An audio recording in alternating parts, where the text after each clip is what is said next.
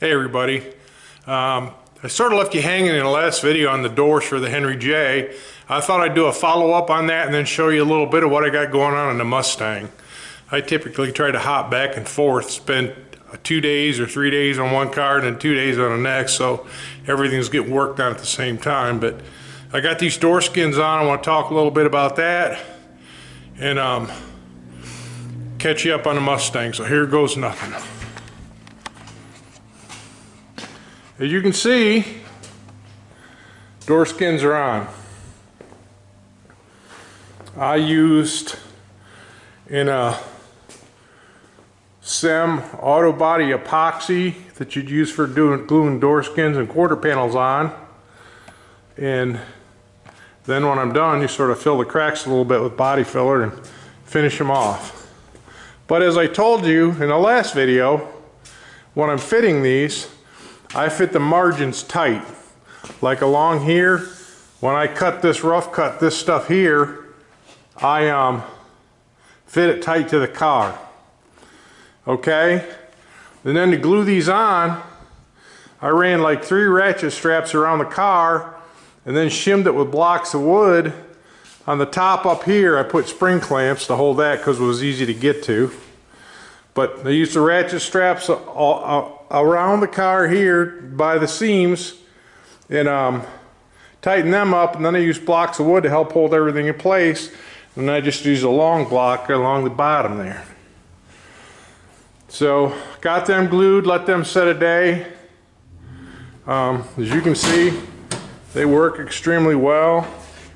Latches in, I got to change the hardware, but they are in. I made my door checks. These things here are called door checks. There's a loop right there, and this one here, and then you put a strap between there so the door don't open too far and tear up the paint job.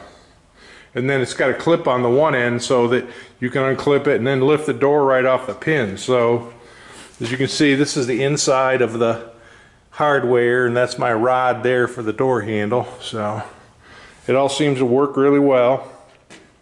And what I did, I masked off the seal and the jam and everything with masking tape to keep the glue that I glued the door skin on from sticking to the door jamb so I could get the door back open.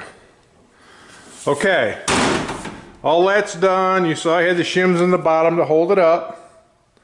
Okay, so I get the door skin glued on, it's cured, but my margins aren't any good.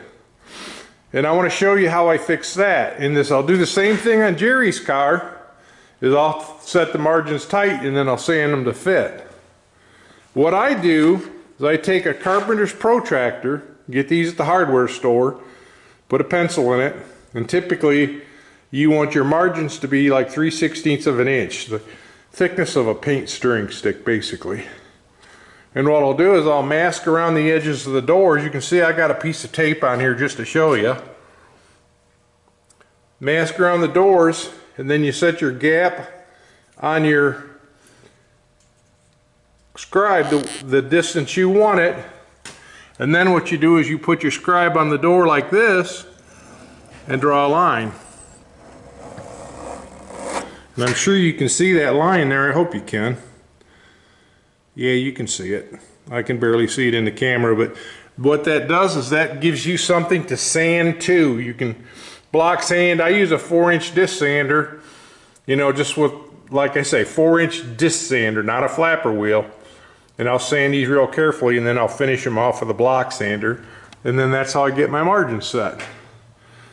They need a little bit of TLC in these areas here, like where there was a window post in there. We'll have to fix that, but and then what I'll do on these edges is clean them up, and I'll put like door edge guard on there to finish that off. So, but it's to the point now where they're pretty much done.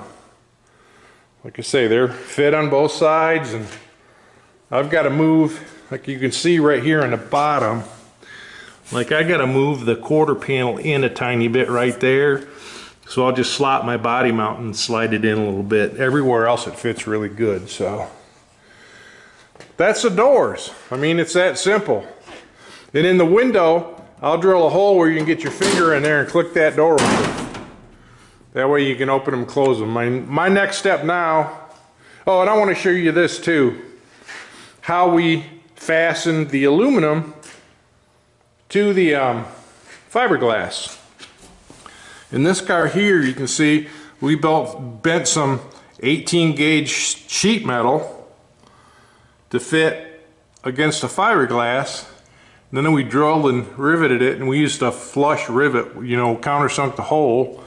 And then up in there, I'm hoping you can see up in there too, we put a piece up in there to attach the aluminum for the firewall as well. We did that all the way around the front. And I mean, you can use aluminum if you want to, but this stuff just paints better. Like when they're painting the body, they can seam seal this up a little bit, and it'll just paint better. So that's why I use steel for this part of it. And then the aluminum will lap over. I'll make some little filler pieces out of aluminum that'll take care of these gaps here. And also the dashboard is mounted. I don't know. I'm going to try to show you that. We made some plates that go on the bottom there that the dash bolts through. There's 410-32 screws, and I tack welded nuts there. Then up in the top, I'm going to try to get you in there so you can see that. Try not to make you seasick. We glued some little tabs up in there. They're epoxied to the fiberglass with a 1032 screw through one of the original holes in the dash to hold all that. And now I'll fiberglass over that with some mat to help hold it a little bit better, but that holds the stock dash in place. These things need the stock dash to look right. You don't want them to look too hacked up, so as you can see there how I got the dash is in it, and he's got a bezel I'll put in it. I still have to fill all the little holes and stuff in it, but all in all, she's turning out pretty good. I thought I'd share that with you. The next step's going to be mounting the front end, and I'll talk to you about that too. So here we go. I'm going to send you over to Jerry's car. I think in the last video I talked about getting ready to mount the frame rails. And I'm going to show you how I determine where the kick goes in the rails. It's just how I do it. I mean, it's not necessarily the right way, but it's my way. The first thing I do is I figure out where the bend starts to go up. Okay, and I said before, these were rails with a 6-inch kick. So I had to cut them and fish plate them to get it down to a 3-inch, well, let's call it a rise. From here to here is 3 inches, okay? I had to figure that out. So what I did is I found that point in this bend and then cut them off, put a square line here, and then what I did is I pulled a string line from here where I cut the dash off to that side. I made it, this is cut off the same on both sides, okay? And then, and this line here is plumb. We drew a line on there and made that line plumb, and then that's where my firewall will be. Okay, so then that's how I determined that dimension from the cross member back there to that first bend. And then I got those pieces set in there on my jig,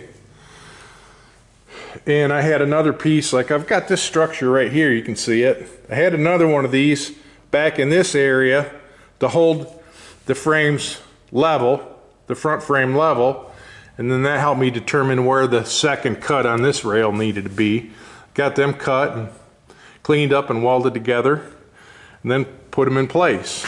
And I think I told you here, and as you can see, I've got my spring perches mounted.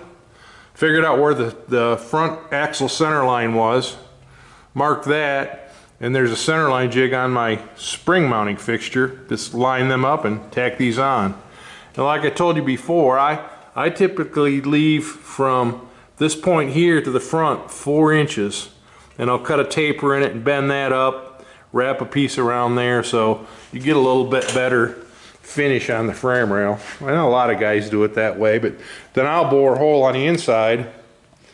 As you can see right there, I drill a 1 5/8" hole there to slip my cross member in. And on this car here, I'm using an early F1 axle in it. So I needed to set the frame rails at the same distance as the spring center line on the axle, which is 29 inches. So from center to center on these rails is 29 inches side to side. typically if I'm building one with a tube axle, I'll set them at 28-inch centers, but I had to go 29 on this one just so that the springs would hit directly underneath the frame rail. Okay, now I've got all that stuff tacked together, okay? I had my front frame rails tacked to this cross member, my rear frame rails tacked to the cross member, my ladder bar brackets were all tacked in. I liked everything there, okay? I hole sawed a hole through that cross member with an 1 5/8 hole saw to get the rocker bar through. I did not want to butt the rocker bar into this tube, so I hole sawed a hole through that, and I made sure that I had a 1/2 inch clearance between the rocker and the rocker bar. Just how I do it, you know. Then what I do, like I say, I put these 2 tubes in here. I put these in the front of my firewall. I set them square to the frame rails, level, you know, side to side. That position there determines, like I say, where the firewall, the front of the firewall goes. And as I mentioned before in these cars, I try to leave a minimum of a 48-inch platform from the back, or from the front of that tube to the back of this tube, okay?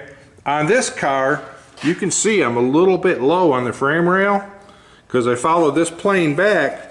I set this at 50 inches. And the reason why I did that is I wanted to get my main hoop behind that B-pillar. I wanted it back behind there to try to give the driver as much room as I can to get in and out of the car. And you can see, like this way, it leans back a little bit too. Typically I try to follow that angle as good as I can. And this is just barely tacked. You can see it wobbles, so. My next step will be to set the main hoop supports, which go from the main hoop, of course, down to the frame rail in the back. I've got them bent and laying here. I'll put them in and set that upper bar parallel with the cross member. What I'll do is I'll put plumb bobs off each end of this bar, and I'll drop them down and measure from that line on that plumb bob to the cross member and make those measurements the same. So, okay, I got a little off track, but here we go. So I've got everything tacked together. I put my rocker bars in, I put these in, front bars in, they're all tacked in place. Then I fit my diagonals.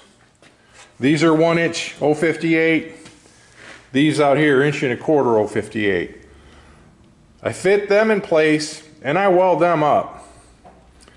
Okay? The reason why I do that, like you can see in here in my corner, I've got that welded because it's harder than I'll get out when this chassis is all put together to get in there and weld that stuff. So typically, like those inner welds, stuff that's hard to get to, I'll do. Platform, I'll weld it up.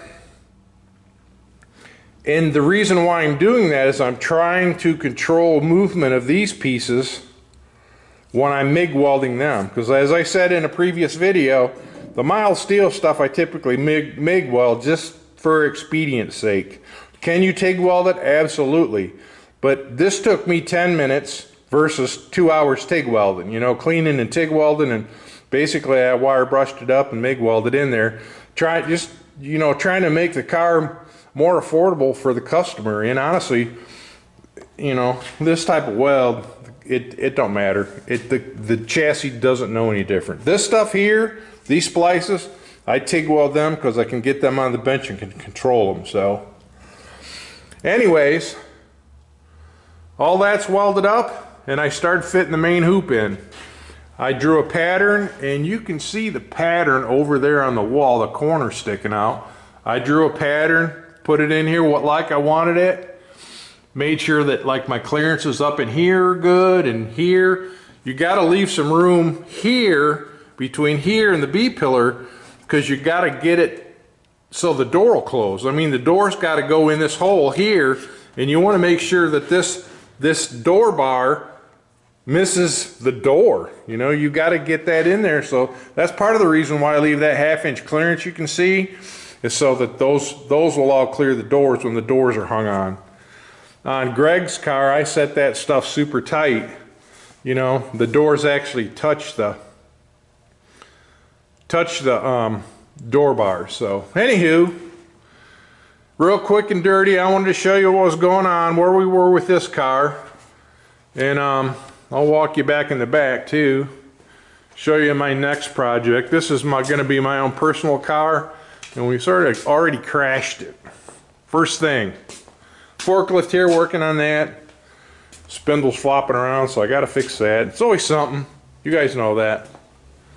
But I set this thing in here on the jig on those risers. I think I showed you the risers in a previous video, and I walked back here to wash my hands and bumped it, and the thing fell off. The car just slid off the jig. I had not tacked it on yet or anything, so I gotta get some help set that back up there. But that's what I got going on. This is a 64 Chevy 2 hardtop I got from a guy in Tennessee, and I was gonna scrap it, and the guy was supposed to come get it, never did, and I thought finally, hey, I'm gonna make something out of it. Is it rough? Oh yeah, this one's rough, but it's fixable. I got new quarter panels there, tail light panel, and I'm gonna make this car ultra lightweight. I'm gonna cut all the bracing out of the inside. I'll leave the dash, of course, but I'm gonna cut all the bracing out and box the A-pillars. I'll show you how I do all that stuff. But anywho, that's what I got going on in the shop. Trying to make all this stuff work. And it's all good. It's all good. Like I say, it's a little bit of a jumbled mess right now, but it's what happens when you're making progress. Well, I'm going to end that one there. I think I showed you what's going on for the week.